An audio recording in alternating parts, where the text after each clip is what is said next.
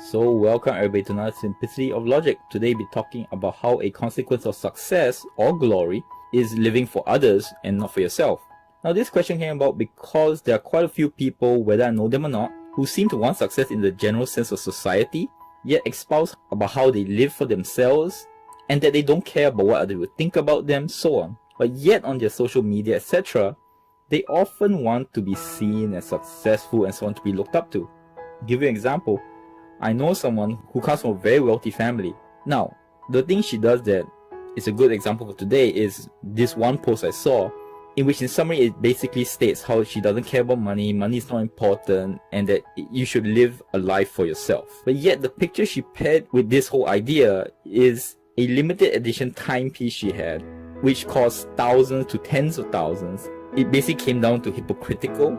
Now the first thing to do is define success. In this case, I refer to success like Napoleon, Alexander the Great, Steve Jobs, whose goal in life was to be remembered, or as Napoleon put it, which I paraphrase, so we may leave some impression of ourselves in the sands of time. Now the problem, of course, with being remembered, especially on a global scale, is that you can't do it by yourself. You need others to spread your story or legend, or basically even just remember you. Thus, to reach said goal, your life is no longer your own. It is in the hands of those you wish to impress upon.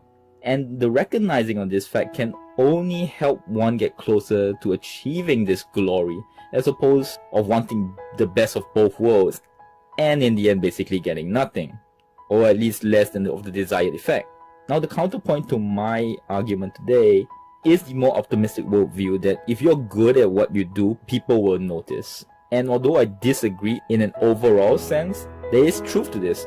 You look at examples like Mother Teresa, the current Dalai Lama as of 2016, Isaac Newton, and so on. All of them are good at what they do and seek fame only as far as it will further their cause, yet they are world famous. In fact, Isaac Newton sat on the paper for the refraction of light, even though he could have got even more famous. So the idea that the only way to succeed and be remembered is through active focus, marketing of yourself and so on is not true. But I argue it's more likely to happen if that is your goal, if you do it. Just being good at what you do is also just bad odds. For example, Van Gogh or Nietzsche only got popular after their death, and in terms of Nietzsche, his books only managed to become world famous because someone decided to take his books, which they thought were good, and publish them. So you can imagine throughout history how many good books and writers, or even maybe world-changing information, was lost because they were forgotten, or no one knew about these books and they basically rotted away. In fact, even someone as great as Napoleon